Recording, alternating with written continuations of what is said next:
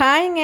இன்னைக்கு வந்து புதன்கிழமை சாயங்காலம் ஒரு 8 மணி இருக்குங்க. நாங்க வந்து மாமா இறந்துட்டாங்கன்னு சொல்லிட்டு அங்க போயிட்டு வந்தோம் நானும், அம்மாவும். அப்புறம் வந்துட்டு குளிச்சுட்டு டீ குடிச்சிட்டுருக்குறேங்க. டீ வந்து குடிச்சிட்டு தாங்க டின்னர் வேலைய வந்து இனிமே தான் ஆரம்பிக்கணுங்க.